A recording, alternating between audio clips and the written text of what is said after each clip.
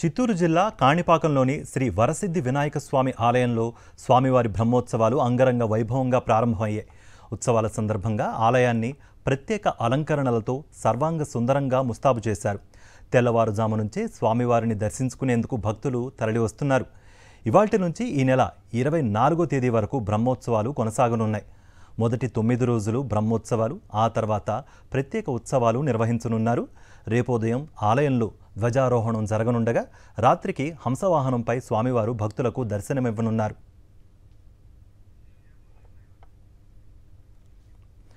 ఇదే అంశానికి సంబంధించి మరింత సమాచారం మా ప్రతినిధి విజయమూర్తి అందిస్తారు. కాణిపాకం నుంచి విజయమూర్తి. కార్తీక్ సత్య ప్రమాణాలకు నిలమైనటువంటి కాణిపాకం స్వయంభూ వరసిద్ధి వినాయక ఆలయంలో వినాయక చవితి రోజు పెద్ద ఎత్తున భక్తులు పోటెత్తారు.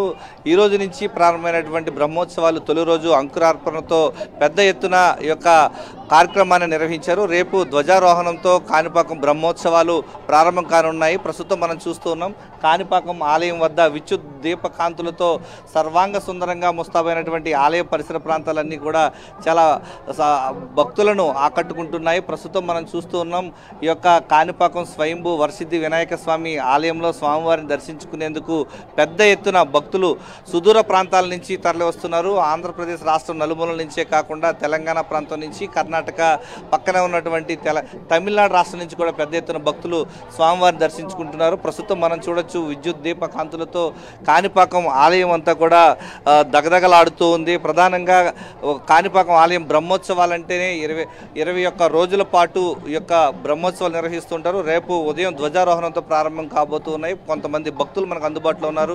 సుదూర ప్రాంతాల నుంచి వచ్చిన ఎలా అనిపిస్తుందమ్మా బ్రహ్మోత్సవాల్లో స్వామివారి దర్శించుకోవడానికి వచ్చారు?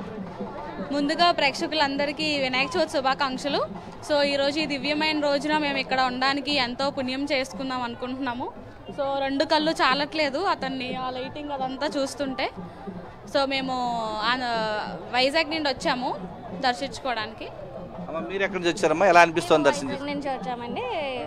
చదివి ఫస్ట్ టైం అసలు ఈ బ్రహ్మోత్సవాలకి రావడం, ఇలా చూస్తుంటే అసలు కళ్ళు చాలట్లేదు. చూస్తుంటే అందరికీ ఆశీస్సులు కలగాలని ఆ దేవుడిని మొక్కుతూ ఇంకా ప్రస్తుతం మనం చూస్తున్నాం సుదూర ప్రాంతాల నుంచి వచ్చినటువంటి భక్తులతో కాణిపాకం ఆలయం అంతా కూడా గణేష్ నామస్మరణతో మారుమోగుతుంది. రేపు ఉదయం ఏదైతే 9 గంటల 10 గంటల నడుమ ఈ యొక్క ధ్వజారోహణ ఘట్టాన్ని నిర్వహించేందుకు ఆలయ అర్చకులు అన్ని సర్వం సిద్ధం చేస్తున్నారు. రేపు సాయంత్రం హంసవాహనం పైన భక్తులకు దర్శనం ఇవ్వబోతున్నారు.